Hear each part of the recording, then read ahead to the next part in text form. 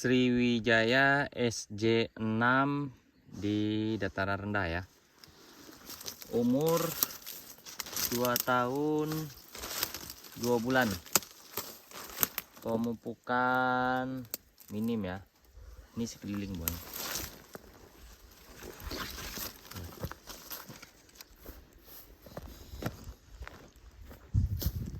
Kita lihat ya, performa SJ6. Buahnya 2 tahun 2 bulan, pemupukan minim. KCL baru masuk setengah kilo.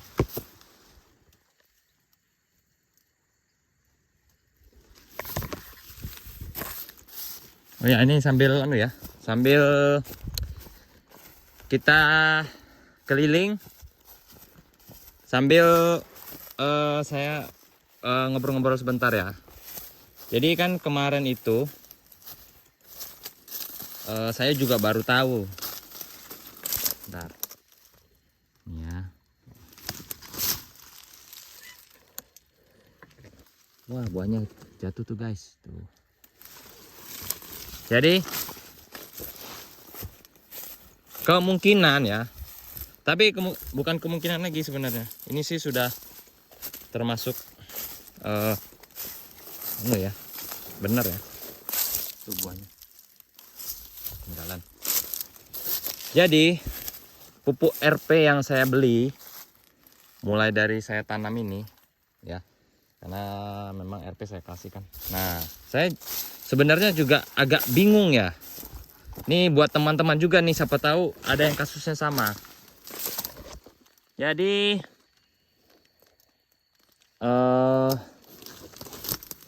mulai dari mana ya kita ngomongnya ya.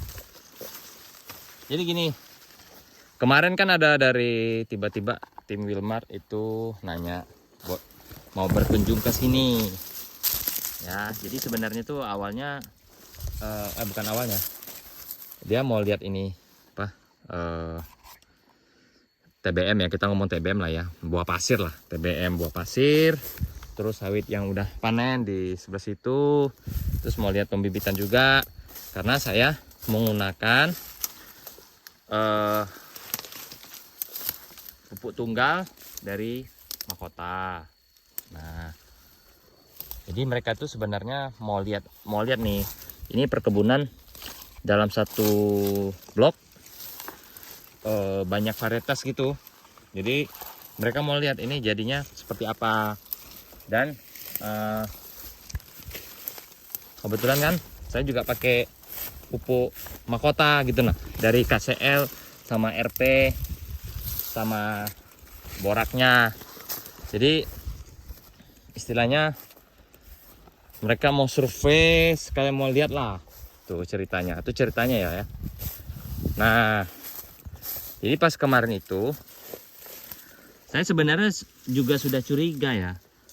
Dulu saya terapkan yang SC5, PPK Sianggambi, PPK Simalungun, SJ3 itu walaupun pakai RP batangnya besar. Kalau teman-teman lihat itu beberapa video ke belakang itu yang umur 3 tahun 3 bulan atau 3 tahun berapa, dia jarak 1 tahun berapa lah gitu kan. Nah, memang saya udah curiga juga, ini batangnya kok kalah ya gitu. Nah, memang kalau ini jujur aja ini kan pertama sempat stres beberapa kali. Ada yang dibakar lah, ada yang disemprot sampai ininya gosong sampai kayak gini lah, pokoknya masih stres lah. Tapi ternyata pupuk RP itu yang saya taburkan selama mulai dari ini tanam itu ternyata palsu RP-nya. Nah, saya juga udah curiga di sawit yang besar itu kok gitu nah, agak ngerucut gitu nah.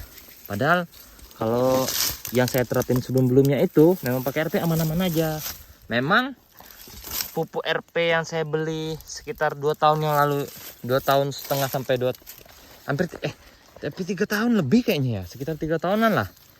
Itu memang beda toko, karena toko yang biasa saya beli itu yang punya itu meninggal. Jadi saya cari langganan baru karena toko pupuknya tutup. Anaknya nggak ngelanjutin usaha orang tuanya, dia dokter gitu nah. Jadi ternyata RP yang saya beli itu palsu. Nah teman-teman hati-hati ya, RP aja sekarang udah dipalsuin loh sama orang. Jadi kalau pantas lah saya ngomong memang sama tim dari Makota kan, memang saya ngerasa Pak, pupuk ini beda bentuknya dari yang biasa saya tabur gitu. Nah cuman saya nggak ngeh, saya pikir ya istilahnya apa, kadang kan RP ini kan bahan bakunya kan nggak dari satu tempat gitu. Nah bentar ya, kita sambil-sambilannya. Nah saya nggak begitu ini, cuma memang saya udah curiga dari batang sama pelepah yang umur 3 tahun itu kok agak ngecil gitu. Nah padahal kalau menurut dosisnya masih masuk hitungan kandungan fosfatnya tuh masih dapat gitu. Nah ini buang aja lah ya. Jadi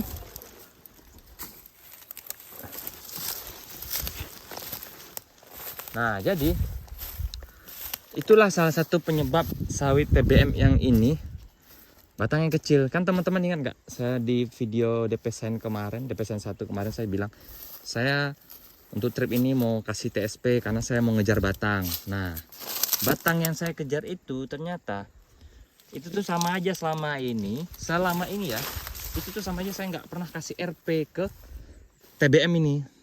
Nih TBM ini Spring, Lame, DPSN 3, Sriwijaya 6, Yang Gambi, Topaz 3, Damimas, TN1, TS1, DPSN 3, DPSN 1 sama Lonsum BL1 itu sama sekali tidak tersentuh fosfat ya. Tapi kalau dilihat-lihat hasilnya bagus ya. Cuma memang batangnya kalau teman-teman lihat kalah memang. Nah itu ya salah satu, maksudnya kita sekedar ngobrol-ngobrol ya, saya kaget juga sebenarnya gitu. Nah oh pantes gitu. Nah batang saya yang TBM ini kalah, nggak sama yang dulu, ternyata palsu. Nah itu teman-teman hati-hati tuh kalau mau beli pupuk, padahal itu toko besar loh, bukan ya dibilang besar-besar banget enggak, cuman kalau menurut beberapa saya ngobrol-ngobrol itu, jadi ada kejadian itu sebenarnya mereka tuh menawari pupuk sistem COD. Nah jadi waktu itu sempat putus. Pintar juga orang-orang yang pemalsu ini ya, tahu dia kalau pupuk itu stoknya sempat putus sebentar gitu kan. Dia masuk ke toko. Oh, mantap ya. Duh, pantas lah batangnya kecil. Dia masuk ke toko, dia tawarin, "Pak, kami ada pupuk RP." Nah, toko kan nggak berani kalau langsung bayar nih. Istilahnya kan kalau mereka bilang, "Kita bisa COD, Pak, lihat barang cocok bayar." Nah, dipesan lah sama toko itu. Mungkin toko itu juga nggak ngerti. Kadang orang toko tuh belum tentu ngerti loh masalah pupuk. Bener loh saya ngomong. Orang yang jual pupuk itu dia belum tentu tahu bedain pupuk palsu, pupuk asli, karena dia nggak di lapangan. Orang-orang yang tahu pupuk palsu, pupuk asli itu biasanya orang lapangan. Ya. Kenapa saya bilang gitu? Oke lah, dia toko pupuk, dia punya toko pupuk, betul. Tapi kan dia nggak begitu tahu bentuk pupuk asli itu dalamnya seperti apa. Benar nggak? Itu kalau menurut saya ya. Tapi kalau salah ya minta maaf sih. Tapi kalau menurut saya kayak gitu. Karena waktu sekitar inilah kenapa saya beli TSP. Teman-teman ingat nggak ya? Kan ada saya buat video untuk pupuk TSP kan. Nah, pupuk TSP itu kan saya kemarin kan saya bilang kebetulan lagi dapat banyak dan mantap ya. Aduh, helm saya ketinggalan lagi ya. Ini kalau di kalau kita sandingkan sama helm, ini kurang lebih sebesar helm ya. Kurang lebih ya, saya nggak ngomong soalnya belum nggak saya bandingin secara langsung karena helmnya di sana di pondok. Jadi tadi batas menit. Nah, saya tuh udah curiga kenapa saya beli TSP, karena waktu pupuk RP terakhir ditabur itu kan kebetulan saya datang itu saya kalau setiap pupuk tuh kadang datang udah mau hampir selesai. Memang saya pas lihat isi karung tuh, saya tanya sama yang kerja, ini semua karung isinya seperti ini? Iya. Terus saya bilang, ini mirip pupuk ADS nggak sih? Dolomit ADS nggak sih? Saya bilang kan. Nah, mereka juga sebenarnya dari awal juga ngirain kayak gitu, kok mirip pupuk ADS. Cuman karena sudah ditabur, dan saya juga tidak punya bukti untuk membuktikan itu pupuk RPK apa Dolomit kah, jadi saya juga nggak berani ngomong sama tokonya. Nanti malah jadi masalah kan. Nah, nanti saya dibilang mencemari nama baik, padahal betul, padahal salah. Nah, kan saya nggak tahu, jadi saya diam aja. Nah, tapi habis dari itu memang saya amatin nih semuanya, mulai dari TBM, mulai dari TM, mulai dari bibit yang abal-abal Dura itu yang sawit udah tinggi, pokoknya semuanya saya cek sawit itu. Memang saya ngerasa pelepahnya itu agak ngerucut, nah agak ngecil lah bahasanya kan. Nah, jadi makanya saya kemarin istilahnya ya cor-coran, kita beli TSP dah untuk ngejar batang itu. Nah, ternyata memang betul sudah dikonfirmasi sama orang Mahkota sendiri yang kemarin dari Wilmar. Itu kebetulan itu ada dari Agro, aduh saya lupa kemarin ya, bapak-bapak itu ada dari 3 divisi ya, apa divisi ya divisi kali ya. Pokoknya dari 3 anu lah, yang satu itu pupuk, yang satu itu lapangan, yang satu itu aduh saya lupa. Pokoknya mereka itu tidak dalam satu kota yang sama, mereka datang dari kota yang berbeda ngumpul di sini.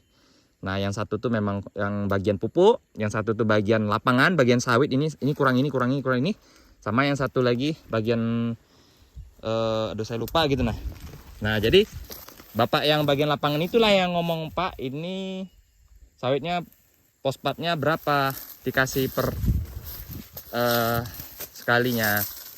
Saya bilang sekilo, kadang 2 kilo Pak, gitu kan.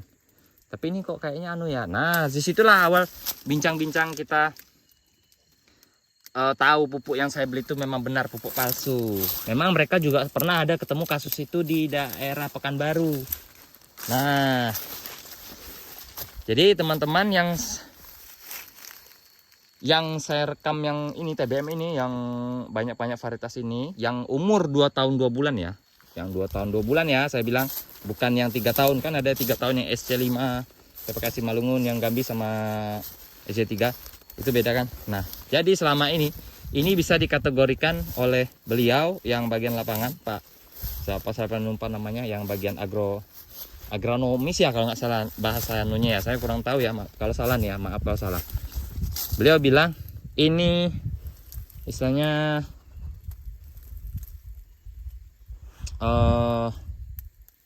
tidak tersentuh pupuk RP, tidak tersentuh fosfat bahasanya. Nah, bisa dibilang ini tidak tersentuh fosfat. Jadi ya kayak gitulah keadaan yang anu ya.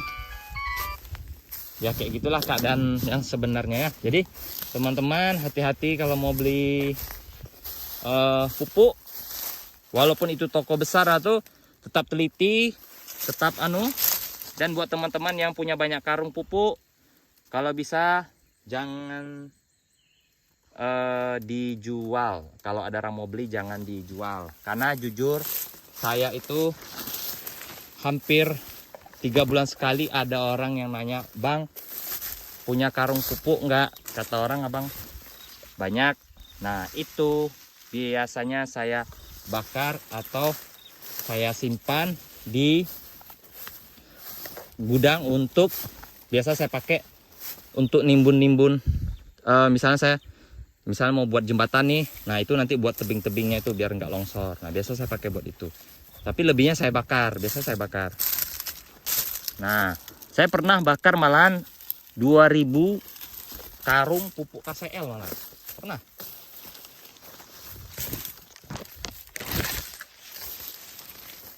Nah, jadi teman-teman, ini tidak tersentuh fosfat.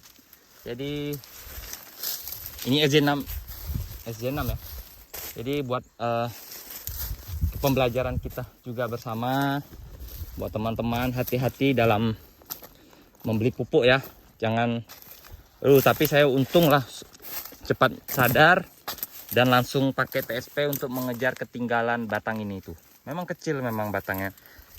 Tapi buahnya buahnya enggak. Jadi selama ini saya dianggap tidak tersentuh fosfatnya. Tapi ya sudahlah, itu kita jadiin pelajaran ya. Jadi saya memang habis ngerasa kebetulan yang terakhir kan saya tabur TSP Merauke ya. Nah, TSP Merauke itu saya beli di toko yang lain, di toko yang berbeda. Inisiatif memang dalam hati saya tuh ngerasa, wah ini kita harus kasih TSP nih. Kita harus kasih TSP dan ternyata betul. Oke, cukup sekian ya. Ini tadinya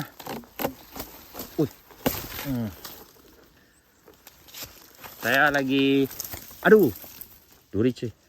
Lagi nyetak gorong-gorong untuk persiapan mobil masuk ke belakang ini ya. Mobil bisa masuk, cuman saya pengen buat yang lebih nyaman lagi untuk supirnya biar enak, biar mereka berani bawa dari belakang langsung bawa banyak.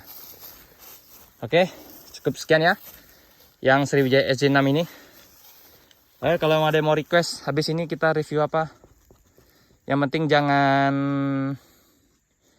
varietas lame ya, jangan ngomong varietas lame dulu, yang lain lah selain lame dulu. Lame itu nantilah terakhir. Oke, terima kasih ya teman-teman yang udah nonton, yang udah support. Ini nggak lama lagi 1000 subscriber nih ya. Mudah-mudahan ini ya saya bisa berbagi ilmu, sharing-sharing lah ya. Kita ya sebagai manusia ya saling bantu-membantu kan. Oh ya, teman-teman mau saya buatin nggak? Kira-kira setuju nggak kalau saya buatin video cara memesan kecambah dari beberapa perusahaan, misalnya kayak dari DP Sign, PPKS, Sriwijaya, TN1. Pasti teman-teman kan ada yang masih bingung kan, ini cara pesan kecambah gimana, ya kan? Nah, saya rasa paling kan teman-teman pesan di Marjal. Nah, saya sebenarnya kalau Marjal itu kalau dia ada yang jujur sih nggak apa-apa ya. Terus juga harusnya sih kalau saya nih ya, saya bukannya ya. Ini saya kalau ada yang pesan ke teman-teman misalnya teman satu kota mesan itu ya, saya selalu ngomong, kamu mesan sendiri nggak nomornya? Saya bilang nggak, katanya. Nah, saya bilang ini kalau pesen itu ada ekstra 5%. Jadi kalau kita pesan 100 ada 5, kalau pesan 1000 dapat 50 butir, itu ekstranya. Nah, nanti kalau enggak saya buat deh ya, mulai dari cara pesan, terus nomor telepon, terus harganya, terus persyaratannya. Nanti ya, mudah-mudahan ya kalau ada waktu ya, nanti saya buatin, atau pokoknya doain aja nanti saya buatin lah. Soalnya saya agak sedih juga, ada kemarin orang pesen sudah mahal. Saya nggak perlu sebut lah ya Marjal siapa, pokoknya sudah jadi teman saya itu juga nggak tahu kalau saya bisa kayak bantu mesenin gitu. Yang pertama sudah mahal, yang kedua sudah mahal, yang kedua ekstranya nggak dikasih, sudah itu kayaknya itu dipilih-pilih kayaknya. Tapi ya saya nggak tahu juga sih ya, karena waktu dia buka itu ya saya nggak di situ. Cuman dia waktu saya cek ke rumahnya dia ya kayaknya sih kayak gitu nah. Saya nggak tahu juga, nggak berani ngomong juga, nanti salah ngomong nggak boleh juga kan, dosa juga. Oke, makasih ya teman-teman ya.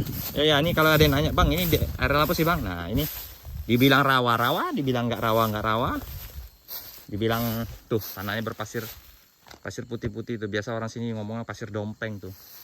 Ini dulu saya beli bekas dompeng sih dulu. Ini bekas dompeng jadi kayak ini.